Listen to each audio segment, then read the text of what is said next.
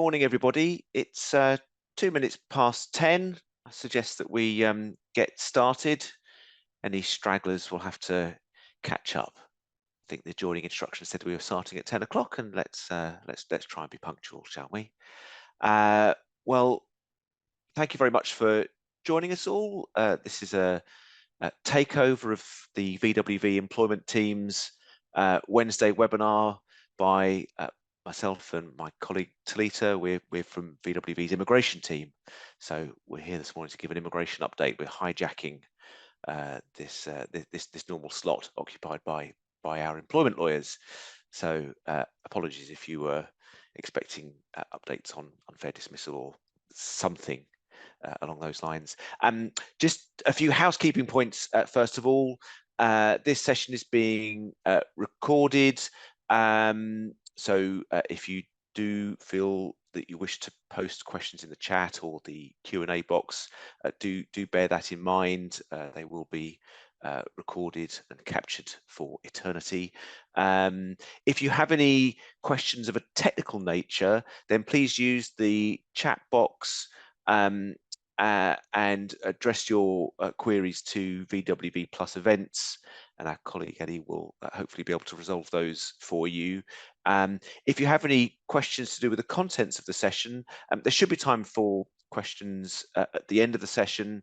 So pop those in the Q&A, and Talita and I will try to deal with those as best we can in the time we have remaining once we've got through the content of the slides.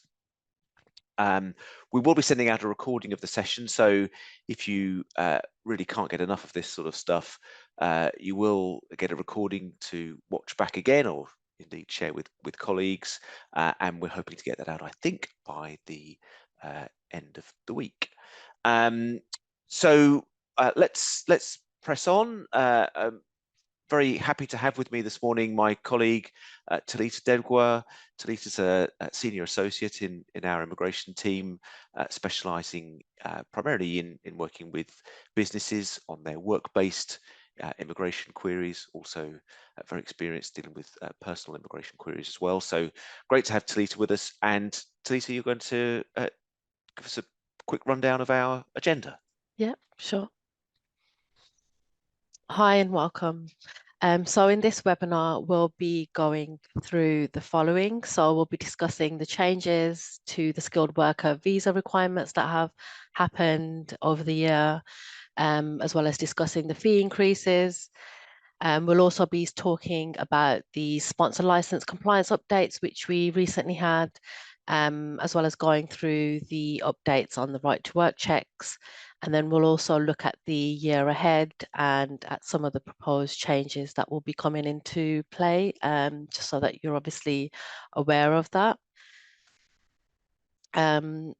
Next slide, I think we've got a poll yet. So it'll be kind of good for us to kind of understand, what people are looking for from this webinar and what they're interested in hearing about. So we've got what's your interest in today's webinar. So we've got we're a licensed sponsor, what's the change? We're considering becoming a licensed sponsor, or we're considering employing someone as a skilled worker, right to work checks, and lastly, I'm not interested in immigration at all, but I am addicted to webinars. Don't actually know if there's people out there that are, but feel free to vote away. I love a good webinar. Yeah. And bad webinars too.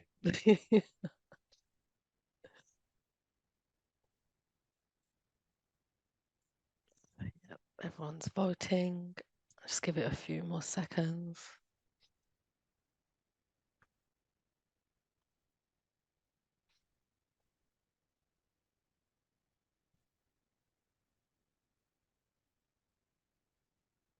Okay, I think that's it. Yeah, I think everyone's answered that. Yeah, yeah. So yeah, majority of we're a licensed sponsor. What's changed? Right to work checks as well. So great, we'll be going through all of that. Considering becoming a licensed sponsor, some have said, as well as considering employing someone as a skilled worker, and then a few saying not interested in immigration at all, but love webinars. So great, welcome. Well, yeah, let's try and keep you entertained. Yeah. Very good on. Just send that. Yeah, thanks, Talisa. So just before we get into some of that substantive update, I just thought it'd be helpful to go have a couple of slides just to run down what's happening with the UK immigration system. Very much driven by the political winds, and in particular looking at numbers. And the number that always catches the headlines is the net migration figure, which has been sort of creeping up and up, particularly since Brexit. But this slide is not showing us the net migration figures, but actually the number of visas granted. So that's the number of effectively the number of decisions that the Home Office are taking on applications from people applying to come to the UK, either for, as you can see from the pie chart, for visits, for study, work, family, or other purposes. And you can see that there's obviously quite a big dip in the number of decisions that were being made between 2020 and 2022, but now we're back up to the numbers we were before the pandemic, and in fact have exceeded those. And the makeup of those visa categories hasn't really changed much over that time. The overwhelming majority, as I've said, are made up by people who are applying as visitors coming to the UK, but study is the next largest group, followed by work. So quite interesting, I think, just sort of see the volume of applications that are being made, and that we're sort of back up to those pre-pandemic levels, and in fact have exceeded those.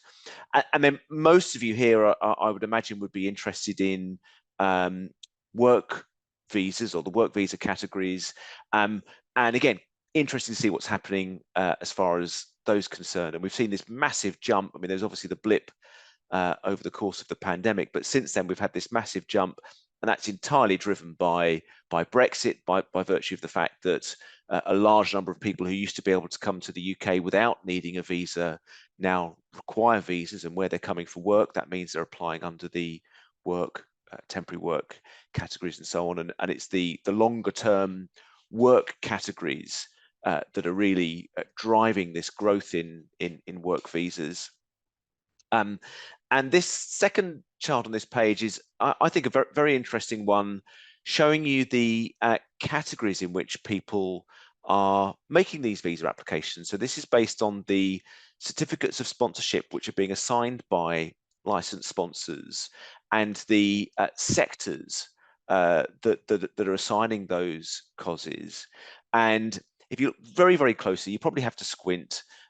The bars, the grey bars under each of these different sectors shows the figures from 2019, and then the pink, I suppose you'd call that, or sort of, is up to June 2022, and the purple, the most recent figures we have available. And if you squint, you'll see that back in 2019, information and communications, IT professions, were the biggest sponsoring sector, and that's now been that's remained relatively static. In fact, it's probably shrunk a little bit, but where the growth has really come from is under human health and social work. So the care sectors, which again previously would have relied very heavily on people coming to the UK from Europe to fill those sorts of care roles, and now those people need visas, and that's what's led to that level of growth. All right, Talisa, you're going to take us through some of the changes to skilled worker sponsorship. Yeah, so we just have outlined here some of the changes that have been on the skilled worker pay rate. So the first one we've got is the working hours that are associated with the SOC codes and the going rates. So when you're a sponsor and obviously assigning a certificate to an individual in an eligible role, you need to identify a suitable SOC code that would be most appropriate for the role that you are sponsoring in. And when you are looking at these SOC codes, you'll see that there are some salary figures next to these. And basically the salary figures now are based on a 37.5 working week. These previously used to be 39 hours. So the thing to look out for is when you are looking at the going rates, if the individual you are looking to sponsor is working either less or more than the 37.5 hours, you might need to prorate the salary to make sure that it meets the going rates. So that's just something to look out for. Also, the minimum hourly rate has been increased as well to £10.75. And then the minimum salary for roles that fall within either the shortage occupation list, health and education sector occupations, or if the worker meets the new entrant definitions, or if they're 25 years old or below, or if they're a student switching into the skilled worker route, the minimum salary threshold for these individuals will be now 20,960. If no exceptions apply, then the skilled worker general salary threshold has also increased, so that's now 26,200. So the salary on offer would have to be at least this level. The new rates that are obviously listed here would apply to anyone assigning new certificates to workers now. So you wouldn't need to go back and look at previous workers to make sure that they are meeting these thresholds, because of course, when you would have assigned a certificate then, you would have made sure the applicable thresholds were met at that point when that certificate was assigned. The only one to look out for is the national minimum wage, so that if the individual is being paid at a previous national minimum wage rate, you would need to potentially make an increase and a salary increase here so that they are being paid at the new rate now. So that's just something to bear in mind. If that applies to any of your workers, you might need to go back and have a look at that and potentially make increases to make sure that these rates are in relation to the national minimum wage being met.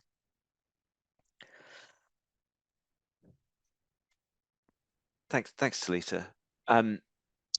Next point to raise is in relation to changes to the skilled worker route came from announcements from the what we could now happily describe as our previous Home Secretary, who was very concerned about net migration figures and in particular the number of students and their dependents coming to the UK, and as a result announced a series of reforms to the student categories, but which actually have knock-on effects for sponsored workers, or indeed people looking to switch into most work categories.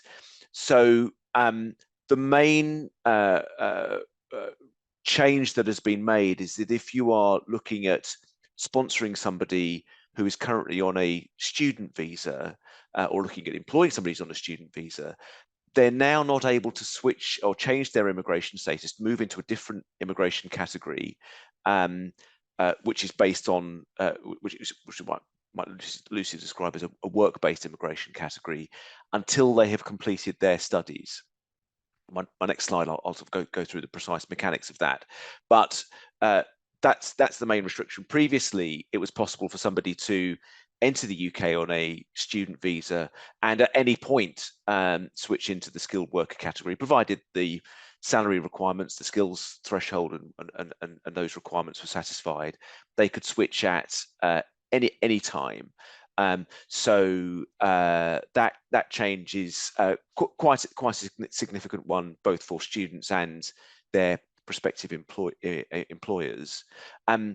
Also of some significance is the fact that dependents are not able to accompany students to the UK unless they are now, or rather from January, unless they will be studying on a postgraduate research-based degree. So where more than 50% of the degree is based on research rather than classroom-based study. So that will reduce the pool of people who are interested in coming to the UK. I would have thought.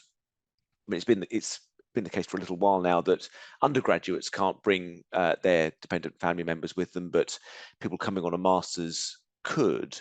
But now that master's must be primarily research-led, and research-led masters being a sort of smaller pool, so to speak, means that there will be people who decide now not to come to the UK because they can't bring their family, and that then will have a knock-on effect for the labour market. There'll be fewer of those people in the UK looking to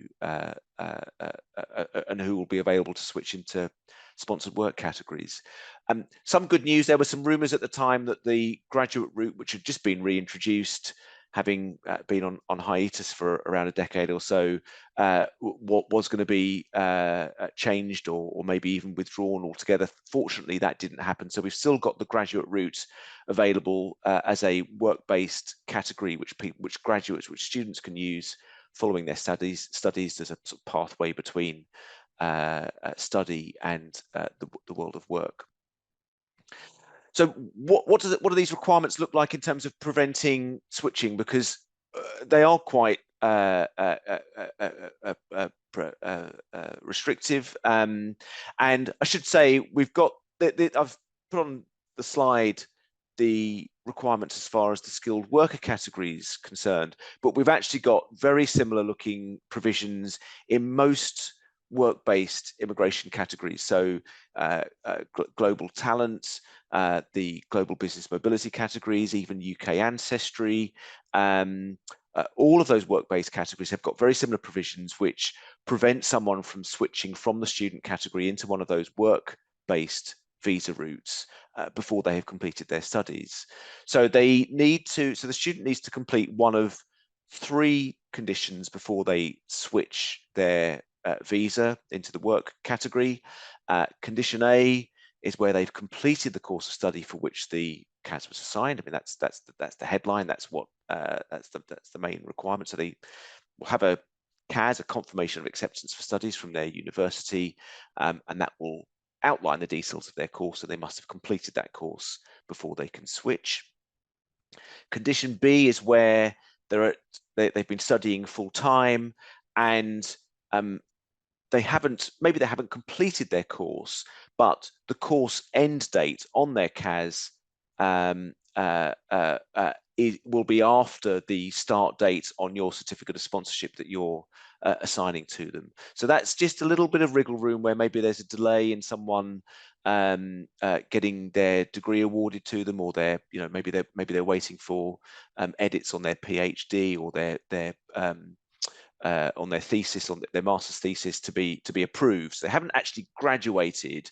There is a little bit of work to do, but the course end date on their CAS has passed, and you've agreed that they can start work. So you've assigned them a COS. And then the final condition is where they're studying on a PhD and they've completed 2 years of their studies towards that. So you don't have to have completed a PhD, but you need to have done at least 2 years towards that. And previously there were sort of similar provisions around completion of PhDs, but actually you only needed to complete 12 months. Well, now that's been extended to 24 months. So, as I say, very similar looking provisions in most of the other work routes, which will act as a prohibition on a student switching to a work category before completing their course. Talisa, you can talk about fee increases. Yeah, thanks. So some of you may know, but from the 4th of October this year, we saw majority of the immigration fees increase. So on the slide here, we've just listed some of the fees that obviously did increase in terms of skilled worker. So you can see that if you wanted to sponsor a skilled worker from outside the UK for 3 years or less, the visa application fee is now £719. If you wanted to sponsor someone for a bit longer, so between 3 to 5 years, and they're applying from outside the UK, that would now be £1,420. And then if the individual is applying from within the UK and the COS is being assigned for 3 years or less, then the visa application fees are £827. And then if anything's longer than 3 years of sponsorship, then it's £1,500. So the fees, have significantly gone up. And then we've also seen the COS assignment fee gone up, which I can't actually remember the last time it was increased, but that's now £239. So when you come to assigning a certificate to an individual, it would be the £239 that the sponsor would need to pay for assigning that certificate. And then the visa application fees are the ones that we've listed here. And then obviously the fees would also be applicable for any dependent partners, children applying with the individual as well. So these fees would be the same for them. Next slide. Thank you. And as the title suggests, with more pain to follow. So the immigration health surcharge is expected to increase on the 6th of January 2024. We're going to see significant increases to that. So the current rate for an adult is £624, and that's per year that the visa is granted. That fee would now increase to £1,335. So that, that's a really, really significant increase. And again, this would be for each year that the visa is granted, so that that fee would be applicable. And then if you're a dependent child or applying as a student or under the youth mobility route, then the fee has gone from £470 to £776. And on the slide, we've just given an example here of a family of 4 coming under the skilled worker route for 5 years. So you can see, how big of a difference these fee increases do make in practice. So we've got fees were £18,639, and now they're actually be £26,225. That's a lot of money, and that's not even including anything to do with TB testing, if that's applicable, English language, visa application centre fees, criminal records check. So if any of these additional requirements need to be met, then the fees actually do go much higher than that. These are just basically the visa application fees and the immigration health surcharge. I know different sponsors work differently. So some sponsors will pay for the COS assignment fees as well as the visa application fees, whereas some will just pay for the COS fees, and then the visa application fees would be for the individual being sponsored to pay. So it's just something that obviously it depends on your business needs and what you can actually put in place. But one of the things that we do regularly advise clients on is having a policy whereby if you are paying all the fees, so including the CARS fees as well as the visa application fees, having a policy put into place whereby if the individual did leave within X amount of time from when they started with yourself, you could then potentially recover the visa application fees from them. Considering that they are now significantly increasing, and it's a substantial amount. Some businesses and sponsors do like to have that, whereas some will just pay it, or like I said, get the individual to recoup the costs. That is something that our employment team can help with. So we do have policies, so our team can work with yourselves with supplying these and obviously tailoring that to the business. The fees that can't be passed on to an applicant are is the immigration skills charge. So that's the fee that you pay when you are assigning the COS. So essentially, the COS fee shouldn't really be passed on to the individual either, as well as the immigration skills surcharge. So the sponsor would have to pay for these. But anything to do with the visa application fee, immigration health surcharge, visa application fees, centre fees, TB testing, English language, so forth, these can all be passed on to the applicant and they can pay these if the sponsor did not want to obviously cover the cost for that.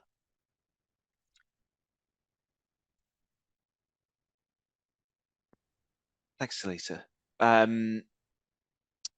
So just some points on sponsorship compliance.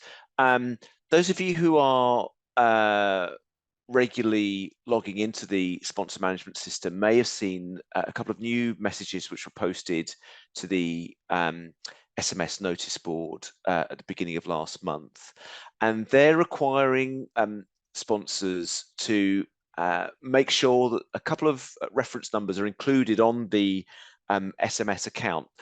The first is the national insurance numbers of the authorizing officer and the key contact. And if they're not on the sponsor management system already, and you can check this on the license update pages, then you're asked to add those in as soon as possible. And another one which is required to be added is the sponsor's company's house reference number, again to be added as soon as practically possible. You're only required to add in the company's house reference number for the entity which is named on the register of sponsors. So if you're a group of companies and all of those companies are included on the license, you only actually need to include the number of the reference number of the lead sponsoring entity, if you like. You don't need to add all of the others in. And there may be some of you who are unincorporated charities, for example, and if that's the case, there wouldn't be a reference number to add in, even if you have incorporated subsidiaries. Somewhat bizarrely. Why are they asking for all of this? Well, it's a good question. We think it's probably because in the future, the Home Office are looking to do more by way of automated sort of desk-based compliance checks, and if they have the company's house reference numbers on their records, it will allow them to more easily carry out those checks to see if there have been changes to the ownership structure of the company, if you've posted, or if the company secretary has posted updates to the person with significant control, for example. That might trigger something at UKVI's compliance headquarters and cause them to do further checks, make further inquiries to check whether it's a change which actually would require a new license because there's been a change in control of the company. Similarly, with the national insurance numbers, it's a requirement that people named as authorising officers, key contacts, are either employees of the sponsoring organisation or office holders, and an NI number might help them carry out checks if they sort of get access to HMRC data to see whether you're receiving pay, for example, from the sponsoring organisation. I don't think that's quite as easy a check because there are exemptions to that, and there will be circumstances in which somebody is employed but maybe they're not on the payroll, so to speak, or they're an office holder but not on the payroll, for example. So that one's a little bit less clear, but I think that's probably the rationale behind those sorts of things, so that they can carry out these sort of automated background checks on you rather than having to write out and ask specific questions where they've got suspicions. While we're talking about sponsorship, just a couple of polls just to sort of gauge the level of activity amongst those of you present this morning. See whether you're see the levels of sponsorship activity that you're already undertaking. So just like to know how many workers you sponsored in the last 12 months. There's an answer there for not having a license at all. Maybe you've got a license but haven't sponsored anybody. 1 to 2, 3 to 5, 6 to 10, or 10 plus, or maybe you don't know at all, in which case feel free to respond accordingly.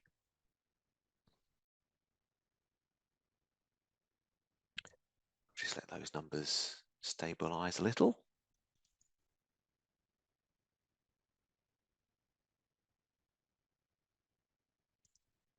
All right, thank you. Okay, so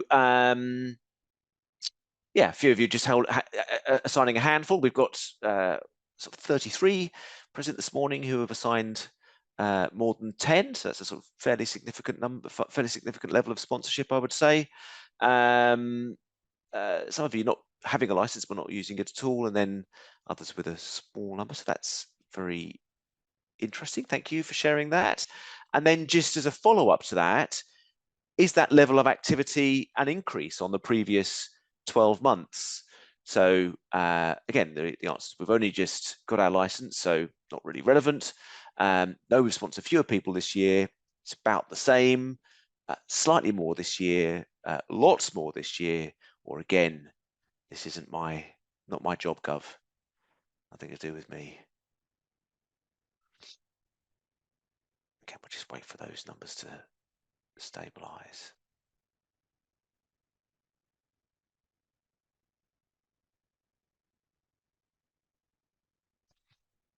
Lovely, thanks very much. So most of you are saying probably about the same. I have to say, we asked this question about 12 months ago, and the answer was, for the overwhelming majority, was saying slightly more or loads more. So interesting that that seems to have sort of stabilized, at least from the numbers present. I should add, well, I mean, in case it wasn't already bleedingly obvious, this is not scientific by any stretch of the imagination, but I find it interesting nevertheless. Okay. Right to work checks. Yeah. Back to you, Talita. Thanks. Yeah, so conducting right to work checks. So currently there is a civil penalty in place if you are found to be employing a illegal worker, which is £20,000 per illegal worker. There are proposals for this to now increase to £60,000 per illegal worker. We don't have any date for that yet, but it's supposedly supposed to be in early 2024. So something to obviously look out for. And then just a few reminders really of the right to work checks that have changed and things that are now in place as well for sponsors. So since 6th of April 2022, you can no longer accept a BRP as proof of right to work. And instead, the individual that is presenting you with the BRP should go onto the Home Office website and generate a share code. They would put in their details, and then that would generate the code, which they would then share with yourselves. You would then go into the employer version of that website on the Home Office, enter their details in, as well as the share code, which would then present you with their right to work. So it would be a copy of their BRP front and back, as well as their picture, so you can see who the individual is. And then what that enables you to do is keep a copy of that and then retain that on your personnel file. So that's the kind of new way of doing BRP checks now. So if anyone does present a BRP check to you, that's the way that it should be done. The employer checking service is still there. So if you are either presented with something that you're not sure whether it is the correct right to work document, or an employee comes to you and says they've put in an application or an appeal and it's pending, obviously you need to have something on a record to have a statutory excuse. So you would then, in that instance, contact the employer checking service, provide them with all the relevant details of the individual, and they should then come back to you and let you know whether you have a statutory excuse and whether you can continue employing this individual. And then usually within that response, it will let you know how long that statutory excuse would last for. You should obviously make note of that. And then if by the expiry of that statutory excuse, you still don't have the specific right to work documents for this individual, then you would potentially need to go back to the employer checking service to get further statutory excuse, or look at other things that need to be done, so that you are obviously you have that statutory excuse in place. Another service that has come into play is the identity service provider. So it's a third party, and what they essentially do is carry out right to work checks for businesses. And at the moment, it just covers individuals that hold British or Irish passport. So how it works is you would have some sort of subscription with these third parties, and for a fee, each time you ask them to conduct a right to work check, they would obviously take that fee from you. It seems that obviously the higher the volume, the lower the fee. And essentially they would remotely carry out the right to work check for you, then provide you with that report, which you would then obviously need to review and make sure that everything is in order. Because even though the third party is conducting the right to work check, the onus still falls on yourselves as the employer to make sure that it is compliant and meets, all the various requirements. And it does provide you, importantly, with that statutory excuse. And we have seen some sponsors use the service. So it's just more of a business need, whether you think it's something that you would want in place. Does it make your lives easier when conducting right to work checks? But yeah, that's a new service that is there for all employers, for a prescription. So yeah, next slide, please. Yep, so we've got another poll now. So just to get an idea really of how you are conducting right to work checks and whether you're using the share code to view individuals' visas. So we've got what's the share code? I don't conduct right to work checks, so I've got not personally checked any. I do conduct right to work checks, but not done one using the share code, just one, a few, and lots. I mean, it has been out for a while now, so I would assume that quite a few people probably have had some sort of interaction with the new service, if obviously that's part of your role of checking right to work documents.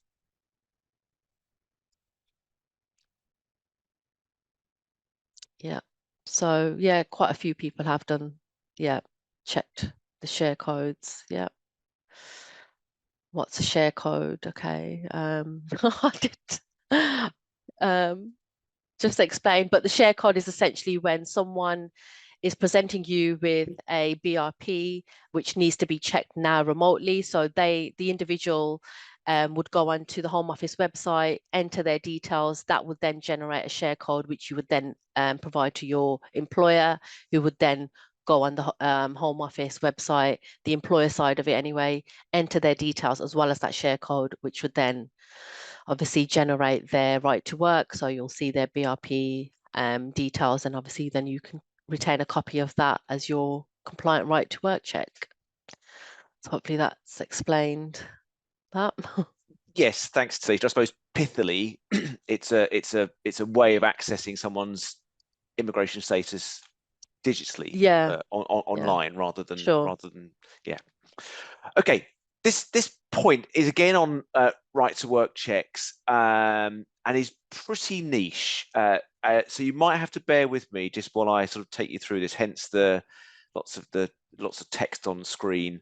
There was a bit of a loophole post Brexit, which some employers were and recruitment agencies appeared to be exploiting, which has now been closed. So this really probably won't apply to very many of you, but just sort of draw it to your attention as a point of interest, I suppose, as much as anything else. When someone makes an application, so the EU settlement scheme was the immigration scheme that was put in place for EU nationals resident in the UK prior to the end of the Brexit transition period. The deadline for making applications to that scheme was 30th of June 2021 for those people who were already here. The scheme is still open, both for people who are joining family members who are already in the UK, they still have an entitlement to apply, but also for people who, for one reason or another, didn't apply before the deadline. If someone, so anybody could apply under the settlement, or can still apply under the settlement scheme, but that doesn't mean that you would have a right to work just because you've made that application. If an Italian national comes to the UK tomorrow for the very first time, has no family members here, they aren't covered by the withdrawal agreement. They have the same right to work as an American citizen or someone else who's never been here before. They don't have any immigration status other than being here as a visitor.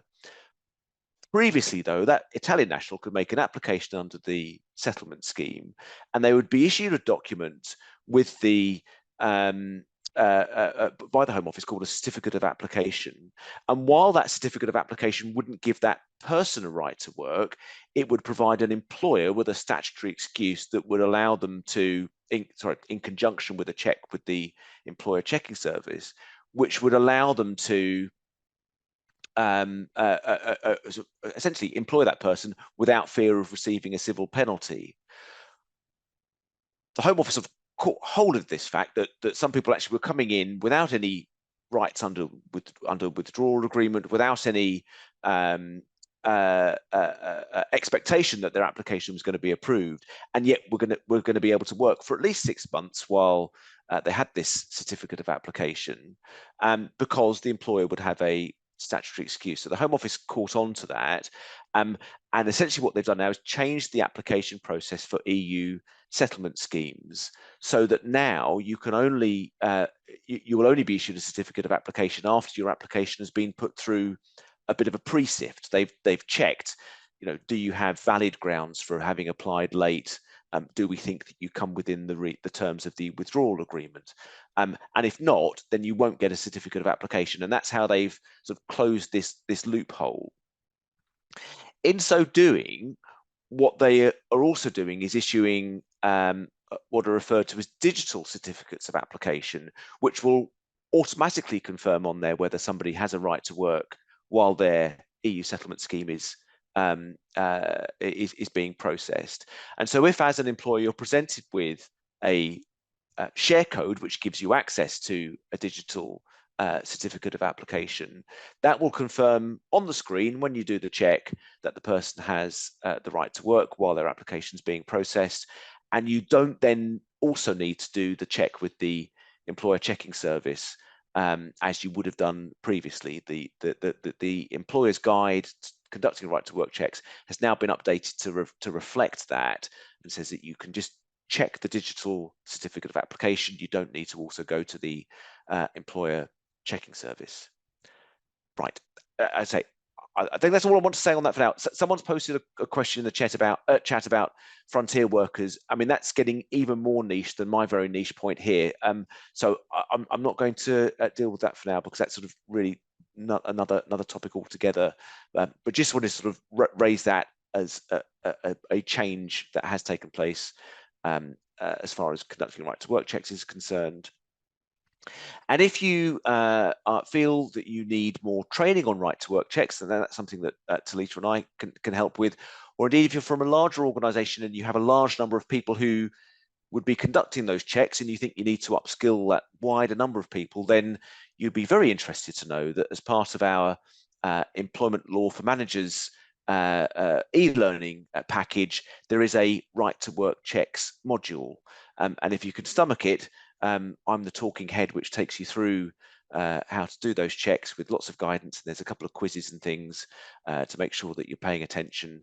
So if that's something that you'd be interested in as part of this sort of wider package of e-learning that has been put together by VWV Plus, then do feel free to respond to our poll, and you can either say yes, no, and if you are interested, somebody will be in contact. Just wait a few moments just for everybody who wants to respond to respond.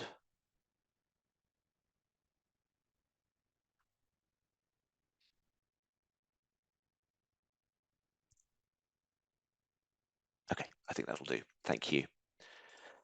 And so moving on, this is our sort of what's coming next section, and I need to bring to your attention the fact that UKVI are very keen for everything to go digital. I do apologise for the. I thought this would be a very clever title to the slide, but looking at it now, I'm a bit embarrassed really.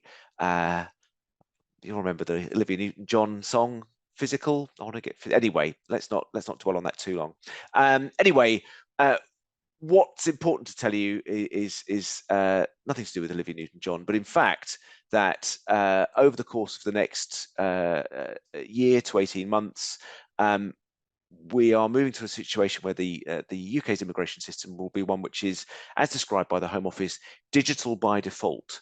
You will have noticed, for those of you who have seen BRPs recently, that anybody with a visa that's valid beyond the end of next year has a BRP that actually expires on the 31st of December 2024. That's been the case for quite some time, and part of the reason for that is that it is the government's plan that no BRPs will be issued after that date, and instead everybody will have a digital immigration status. A key part of that new system is replacing physical documents with a digital entitlement to come to the UK, and for people who are from countries which require a visa to just come here as a visitor, that could have been quite problematic, because if you're from Russia or China and you want to come to the UK as a visitor at the moment, you will have a vignette in your passport that shows your entitlement to visit the UK. If we're going to get rid of all physical documents, what's that to be replaced by? It's going to be replaced by this new electronic authorization travel authorization scheme, the ETA, which will which will be a status that is shared with airlines or accessible by airlines, and will demonstrate to people that have been pre-approved for their journey to the UK. So the ETA scheme is being rolled out very, very gradually. It's currently open as of today to Qatari nationals. Anybody from Qatar traveling into the UK today onwards would require an ETA first. In February, that's going to be expanded to further Gulf state countries, Bahrain, Kuwait, Oman, the UAE, Saudi Arabia, and Jordan. And the reason of this sort of relatively slow rollout from countries which don't have huge populations is primarily so that the Home Office can do lots of checking with airlines to make sure that the system is working, so that airlines are able to access the ETA data on check-in, because of course if it fails at all, then that's somebody whose journey to the UK is stopped, and that's not very nice, is it? So that's certainly the objective, is to have that sort of roll out fairly slowly, and then over the course of next year we'll see more countries being added to that list, and eventually everybody, wherever you're coming from, would need either a visa or an ETA, a digital visa or an ETA, in order to come to the UK. The next sort of step will be, for those people who hold BRPs, will receive some communications from the government about how to set up and create a UKVI account so that they can access and share their digital status once their BRP is no longer valid. So there'll be some further communications around that at some point during the next year. All right, Stacey, just going to talk about youth mobility and then put a wrap up. Yeah, thanks. So the youth mobility route is for individuals from eligible countries usually aged between the age of 18 to 30, who can make a visa application and essentially come to the UK and live freely and work freely for 2 years. So we've listed there the countries that are eligible.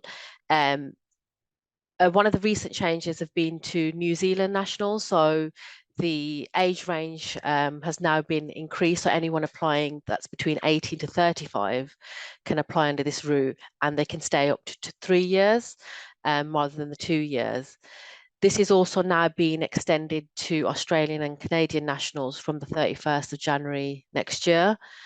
So they can be between 18 and 35 and apply, and then also stay up to 3 years. And also from the 31st of January, we're going to see 2 more countries, Andorra and Uruguay, added to the list of participating countries. So individuals that obviously meet the criteria can also come from these countries under the youth mobility scheme.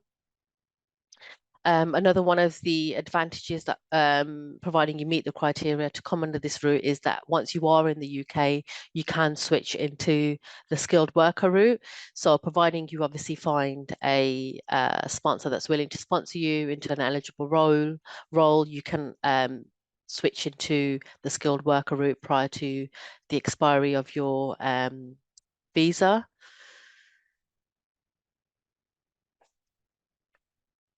All right. I think that sort of brings us more or less to Yeah. the end. We've got a final poll, just asking if you'd like any immigration support at all. So we'll leave that up on the screen, and perhaps while you're responding to that, maybe we should start going through. There's quite a lot of questions, Yeah. Talita. So let's see if we Yeah. can get through some of those before we have to log off.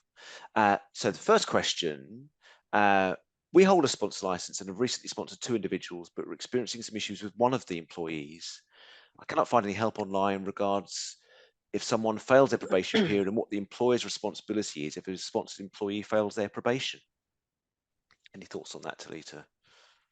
I think it would depend on whether the individual is going to be continue to be employed.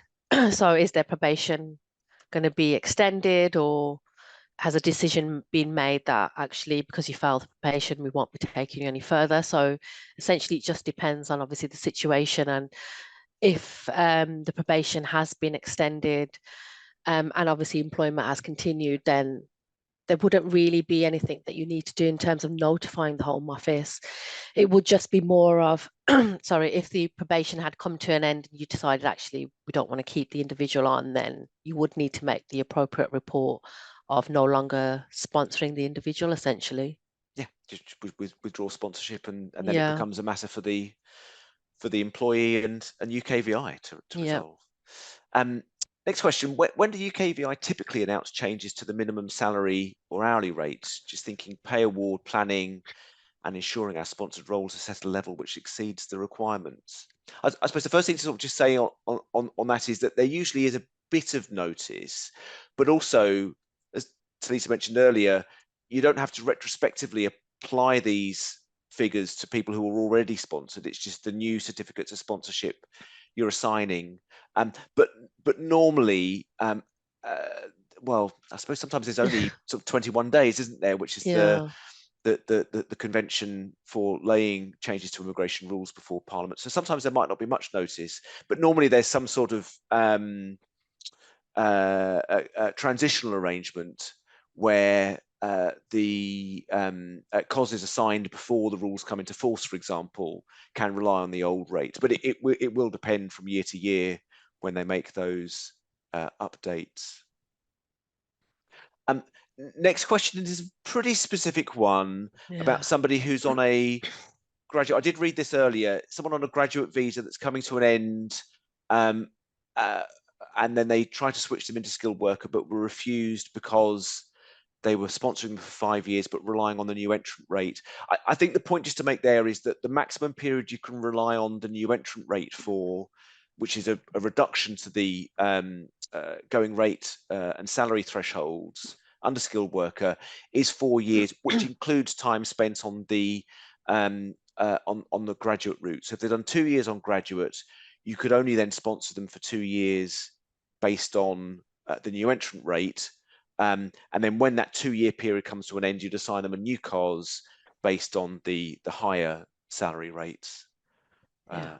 Don't know if you've got anything to add to that, Talita. No, no. No. Okay, fine. Next one, can students on a visa do any paid work during their course, even if totally unskilled and temporary? I think that will depend on what course they're on, and then as a result, what conditions are attached to their visa. So usually on the visa, it would tell the individual what they're able to do during term time and after term time. So that would depend. If they are able to work during term time, it's usually 20 hours, which then they can take up any work. It doesn't have to be at a certain skill level or anything like that. So they would be free to do that. Yep. Nothing to add to that. We're in the process of excuse me, we're in the process of appointing a skilled worker on a fixed time contract of no more than 11 months, currently applying for her graduate visa. Do we need to apply for a COS for them? I think we're sort of conflating terminology a bit. I think if they're going to get the graduate visa, then that's going to cover them for that 11-month contract. I think that's the point. You only need to assign a COS at the point when they want to switch into the skilled worker category. I think that's the point we're getting at. Yeah, I think that's what they're saying. Do migrants have to pay the immigration health surcharge if they come via the health and care route? No, they'll be exempt. So That's anyone right. applying under the health and care route would be exempt from paying that hefty fee that's coming up. Yeah. This is an interesting one. So are you saying we shouldn't try to recover the COS fee, the £199 or £239 COS fee if someone leaves? So this is quite interesting. The sponsor guidance says explicitly that you can't pass on or try to recover the skills charge, but it's silent on the certificate of sponsorship fee. But there was a recent answer given to a parliamentary select committee by the Home Office, a written answer, in which they queried passing on of fees to sponsored workers. And they said that while the COS fee, there isn't anything explicit which says you can't pass on the COS fee, they would take that as a suggestion that maybe the job isn't genuine if you're trying to pass on as much of the cost of sponsoring somebody as possible. So they see the COS fee as something for the employer, and there's nothing to say you can't pass it on, but they might look on it a bit suspiciously if you were passing it on, a suggestion that you're not actually genuinely looking to sponsor people in skilled work, but instead, trying to make some money out of the system or something. I don't know. So anyway, just and frankly, for the sake of £239, I'd suggest stomaching it rather than risking adverse inferences being drawn by UKVI on that. Yeah. We've just literally got a minute left, and there's still quite a lot of questions. Well, let's keep going. We have a candidate who's experienced in her field. She did not complete her MBA, missed one module. She does not have a degree certificate. Can a company consider her based on her credits of her university studies?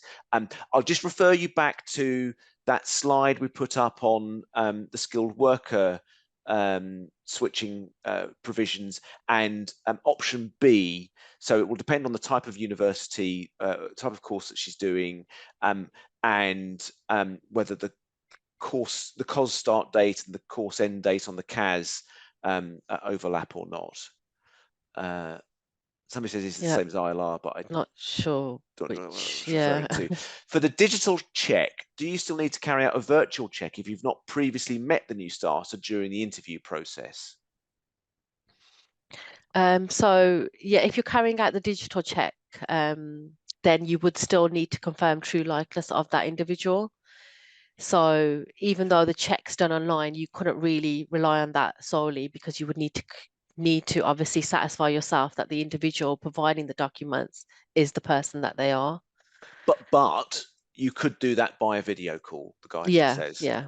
But you need to. I would say it's better to have that as a live video call with the check, the document, the document that you're checking in front of you, at the same time, so that you can compare likenesses and things. I spoke with one employer who were passing on the digital check to the manager who'd done the interview and said, "Oh, does this look like that person that you interviewed?"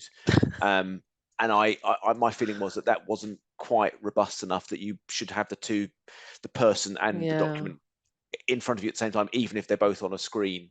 Yeah, no, I agree. If I check someone's BRP and not share code, should I now go back and check the share code? Well, if you did the check before 6th of April 2022, then no, you don't need to. But if you did the check after that date, I'm afraid to say you're never going to get a statutory excuse, but I would go back and check the share code just to sort of reassure yourself, really.